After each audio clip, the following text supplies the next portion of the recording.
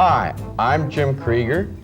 And I'm Jean Anderson, and we want to welcome you to the first edition of Fun with Music. This is our new series in which we propose to teach all you would-be musicians out there just what it's all about. We plan on teaching you how to write your own music, how to draw the staff, the clef symbols. There may be some budding composers out there just waiting to be born, and if you stick with us, we promise you'll be doing your own thing very shortly. Before we begin, however, let me introduce you to your instructors. Jim Krieger. Jim, I know, is a graduate of the University of South Dakota. He's presently the operations director for the Virginia Beach Pops Orchestra. Jim, tell us a little bit more about yourself, please. Well, you're right, I did graduate from the University of South Dakota, and I am a native of South Dakota. However, I've been in Tidewater since 1969. I was drafted in 1969, and I joined the Armed Forces School of Music, and I put in 3 years there as a clarinet instructor. Back when I was in college, I took composition instruction from Bob Merrick and John Bucheri, and in my master's work I also studied some more composition as well as doing a study in clarinet. I taught public school music here in the Beach for approximately 10 years, and I am currently the organist at Temple Emmanuel Synagogue, and I am also the organist and choir director at the Fort Story Chapel, where I have both the Protestant and the Catholic services. I have been teaching clarinet lessons in the area for approximately 15 years, and that's basically enough about me. But Jean, I remember that you said you were at the Cincinnati Conservatory. Right, the Cincinnati Conservatory of Music, Jim. Yes, I attended the Cincinnati Conservatory of Music and was awarded a Bachelor of Music degree under the sponsorship of WLW Radio Television System. After graduation, I taught for a year at the Jacksonville Conservatory of Music. I sang at St. Louis Opera and Louisville Opera, and of course was lured here by the Navy, as many of us have been. Well, I think that kind of hits the highlights. And if you're ready, Jim, how about we start our very first lesson? What we're going to do today is try and eliminate some of the mystique about music, making it really simple to understand. And believe me, for the last 300 years, it really has been simple for those who have the knowledge of what music really is on paper. Before I get into too much, if you would, those of you who are interested in following along with this course, go to one of your music stores in your area and pick up a staff book. Any one of the music stores will be able to tell you exactly what a staff book is. Basically what it is a book composed of lines and spaces, and that's what Jean and I are going to talk about today. When you look at a piece of music, in eliminating all of the extras, getting right down to the basic, what we have are 5 lines and 4 spaces. As Jean is pointing to the bottom line, this is the bottom line of the staff, and we count up 1, 2, 3, 4, 5. These are the 5 lines. Each of them have a name, and in between those, starting with the bottom space, we have space 1, 2, 3, and 4. Now, Jean, would you draw just a note on the bottom line? All right.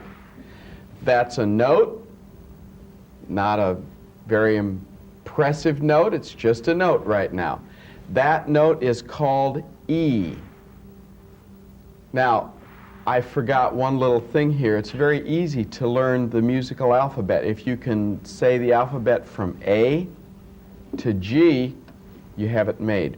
Our next space, our next line, Jean, good, is G. Our next line is B. Our next line, D. And our 5th line is F. Now, that's not the complete alphabet, is it, Jean? No, it isn't. But all right. We're going to put this together now a little bit quicker. Our first space then will be F. Our next space, A. Our next space, C. And our next space, E. Now, if you just look at that closely, you can see we have A, B, C, D, E, F, G with a couple of extra F's and E's in there. It's easy to remember the notes in order of all of the spaces and the lines. Back when I first started piano lessons, about 25 years ago, I guess, my piano teacher taught me a simple little phrase to memorize the names of the lines and the spaces. The names of the lines, E, G, B, D, and F, the little sentence that we were taught was, "Every good boy does fine." Now, I'm certain that in the 80s, piano teachers have a new line, but the lines still remain the same names, E, G, B, D, and F. And always we refer to them from the bottom to the top line.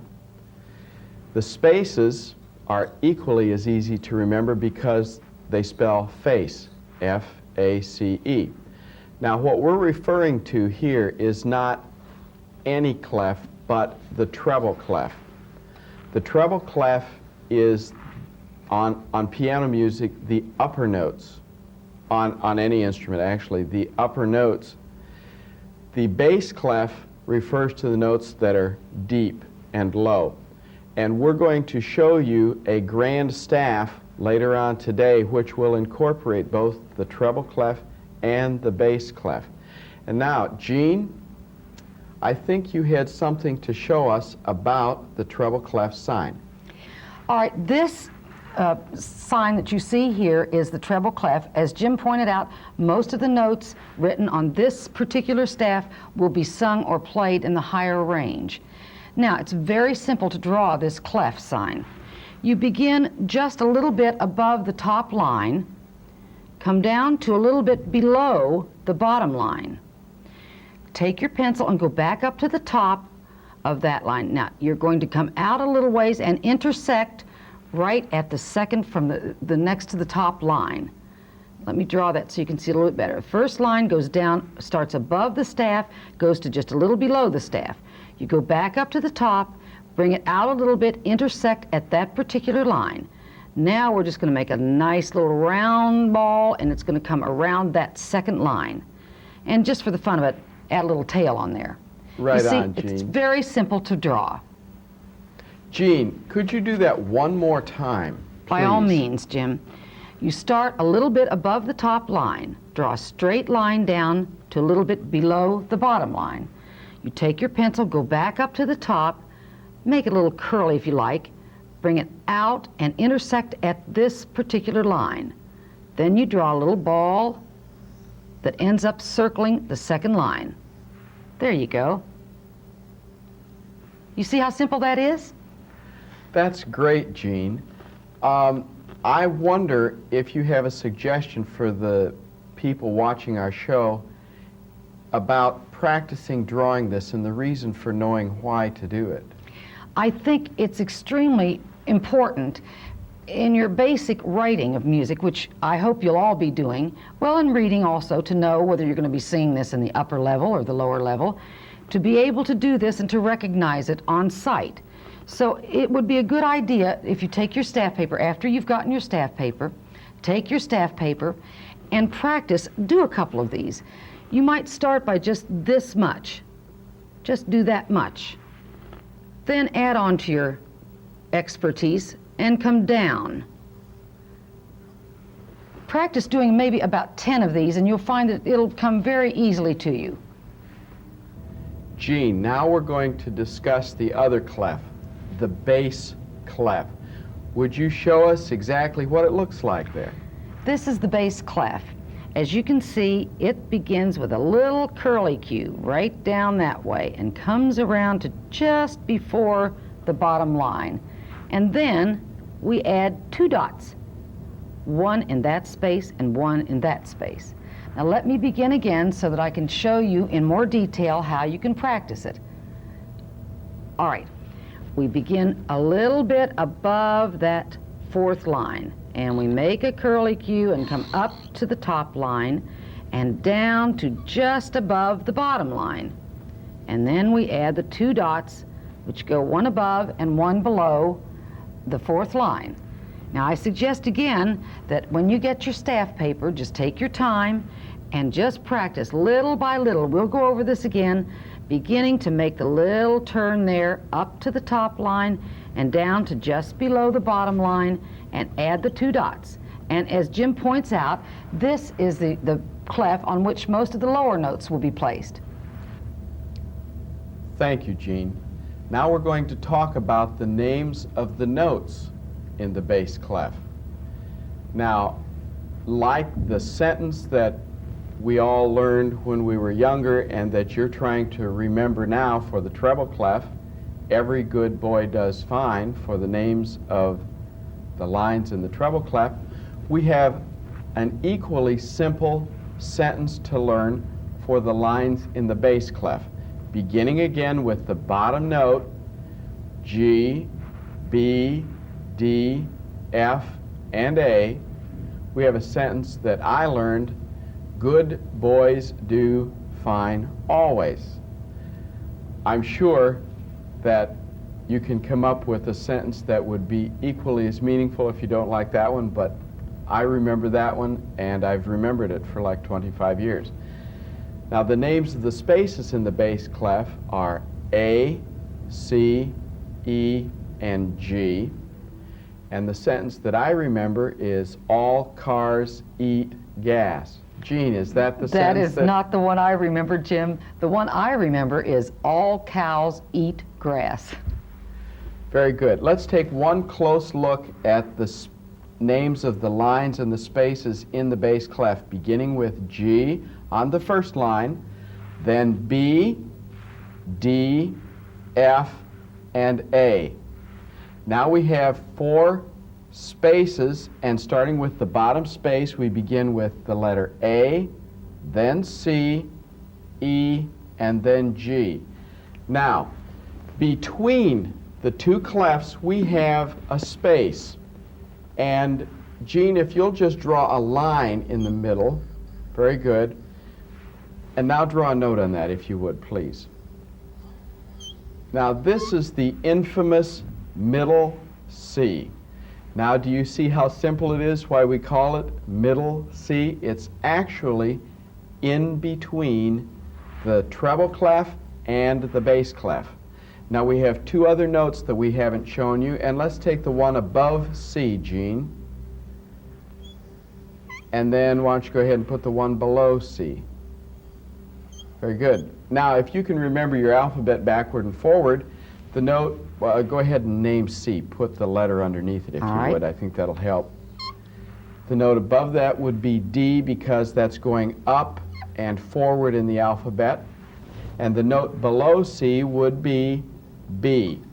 So now you can see where the A top line of the bass clef connects to the B above it, then to the middle C, then to the D, and then we start the first line again of the treble clef and all of the notes, etc. Well, as you can see now, you are able to read every single note on the staff, from the top note, from the bottom note to the very top note. Now, we've added one other thing. This is called a brace. The drawing that you see right here connects the two staffs, connects the treble clef with the bass clef. It's a straight line going down like this, and then a little mark that peaks in the center and comes out a little bit and meets at the bottom. That is called a brace. When that brace is placed between those 2 staffs, it's now called a grand staff. Now, as a further example of what Jim was telling us about how simple music really is, I'm sure all of you are familiar with the song Doe, a Deer, a Female Deer from The Sound of Music by Richard Rodgers.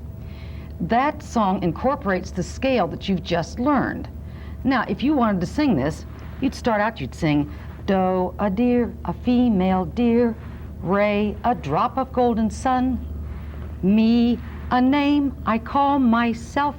Far, a long, long way to run, and so on, all up the scale. You have just sung C, D, E, F, G, A, B, C. So that is what the song is composed of, the C scale, which you now can read. And this particular song, Doe, a deer, a female deer, from The Sound of Music, was written by Richard Rodgers, one of our famous American composers. Richard Rodgers is probably one of our most loved composers in America. He lived most of his life on the Eastern Seaboard, and I think you can recall some of the many famous Broadway musicals that he wrote, to name Carousel, The Sound of Music, which we showed you this basic, simple scale, which is really fun to sing even, State Fair, Jumbo, The King and I, No Strings, Oklahoma, and South Pacific. These are just a few of the very beautiful melodies that Richard Rodgers, in collaboration with other lyricists, put together. And now, today, what we have tried to do is take away some of that mystique about music. Eliminate all of those things which seem difficult to understand. In teaching you today the grand staff, complete with the treble clef and the bass clef, and all of the notes from the very lowest line to the very top line, I hope that you now have a basic, very basic understanding of really how simple music is. And Jean? Next time, we plan to show you how to divide the staff. We plan to show you about time signatures, and we'll talk about one of the very famous musicians in our country, Leonard Bernstein. Thank you, Jean. It will be most helpful if you remember to go to one of your local music stores in this area and pick up a staff book. It's also helpful to have a number 2 lead pencil or 2 number 2 lead pencils with erasers. Then you can follow along with both Jean and I and put the notes down as we put them down and learn right at home. And now from me, Jim Krieger, and Jean Anderson, we hope that you have had fun with music. and we'll see you the next time.